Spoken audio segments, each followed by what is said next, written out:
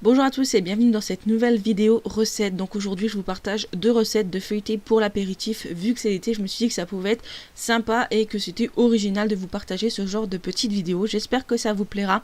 N'hésitez pas à partager vos réalisations avec le hashtag Cocotte en cuisine. Sur ce, je vous laisse avec les recettes et Donc c'est parti, on commence avec les ingrédients. Donc il nous faut une pâte feuilletée, du chèvre frais à tartiner et du chorizo. Rien de plus simple pour cette recette. Donc c'est parti, rien de plus simple, il vous suffit donc de dérouler votre pâte feuilletée. Je vous conseille de la sortir un petit peu avant du frigo pour qu'elle soit un peu plus facile à travailler. Vous la déroulez et ensuite avec une grosse cuillère, vous allez venir étaler votre fromage frais de chèvre. Vous pouvez être plus généreux ou un peu moins selon vos goûts. Moi je sais que j'adore, donc du coup j'en ai mis quand même pas mal. Vous l'étalez bien partout pour pas que ça soit sec une fois la cuisson terminée, et ça permet de garder un peu donc la fraîcheur et le moelleux de la pâte feuilletée. Une fois que vous avez étendu votre fromage de chèvre, rien de plus simple, vous disposez vos tranches de chorizo. Donc vous pouvez prendre des petites comme moi j'ai pris, ou des plus grandes, ou vous pouvez en mettre plus ou en mettre moins, tout dépend comme vous aimez. Moi j'ai trouvé qu'il y en avait suffisamment, après à vous de juger. Et il vous suffit ensuite de rouler votre pâte feuilletée. Le but du jeu est de la rouler la plus serrée possible. Moi j'avais pas assez serré, c'est vrai que c'est pas évident, mais plus vous la serrez, mieux c'est pour après pouvoir la laisser reposer. Vous voyez, moi j'avais pas assez serré. Une fois que vous avez bien roulé, emballez-la dans du film alimentaire et laissez-la reposer au frigo quelques heures. Voilà, ce sera plus facile à découper. Après quelques heures passées au réfrigérateur, je peux le découper maintenant. Il y a le champ en plus qui s'invite, génial. Donc vous pouvez le découper en rondelles, donc pas trop épaisses, pas trop fines pour pas que ça casse. Et les disposer sur une plaque avec du papier sulfurisé, comme ça évitera que ça colle à la cuisson tout simplement. Avec ça on peut faire environ 16 à 20 pièces en fonction de comment on coupe. Donc voilà, les répartir sur une plaque et ensuite il vous suffit de prendre un jaune d'œuf, de le battre en omelette, puis de badigeonner vos petits ronds, vos petits feuilletés avec pour qu'ils dorent, et j'ai trouvé ça plutôt génial. Pendant ce temps-là, préchauffez votre four à 180 degrés. Et voilà, ils sont à nouveau prêts pour être enfournés. Vous les enfournez une quinzaine, une vingtaine de minutes en fonction de votre four. Et voilà, le tour est joué, vous les sortez, laissez refroidir.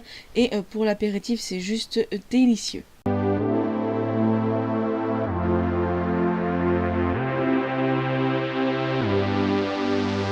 Maintenant, nous allons passer aux ingrédients pour la recette de palmier façon pizza. Donc il vous faut une pâte feuilletée, du jambon, du gruyère, du coulis de tomate et des herbes aromatiques italiennes que j'aime beaucoup, que vous voyez beaucoup passer dans mes recettes parce que ça donne vraiment un goût spécifique, et moi franchement j'adore, donc je vous les recommande si vous ne les avez pas encore testés. C'est parti pour la recette. Donc dans un premier temps, vous déballez votre pâte à tarte que vous étalez, et dans un petit bol vous allez verser un peu de coulis de tomate, au moins la moitié de la brique à peu près, et les épices italiennes. Vous mélangez bien et maintenant vous venez étendre cette sauce sur votre pâte feuilletée. Il faut en mettre assez pour pas pareil que ça assèche, et ça donne un bon petit goût je trouve, donc voilà, il faut en mettre un peu la dose. Ensuite il vous suffit de dispatcher vos tranches de jambon sur votre pâte à tarte. Donc après comme vous le souhaitez, moi je les ai laissés un peu en entier et j'ai coupé pour combler les petits trous. Et ensuite on va venir ajouter le gruyère râpé. Vous pouvez mettre d'autres fromages, il n'y a pas de problème, c'est selon vos goûts.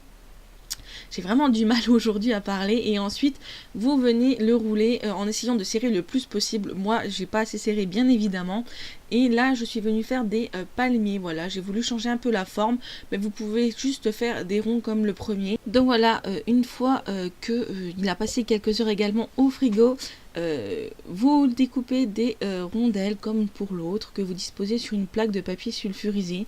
Alors comme vous le voyez, je n'avais pas assez serré, hein, donc c'est pour ça que je vous dis qu'il faut vraiment bien serrer votre pliage en fait, parce que sinon après tout s'en va. Bon, ils ont tenu à la cuisson, ils étaient très bons, mais c'est vrai que c'est un petit peu compliqué à couper quand ce n'est pas assez serré. Et c'est vrai que c'est un tout petit peu moins joli niveau esthétisme, mais ça n'enlève rien du tout au goût.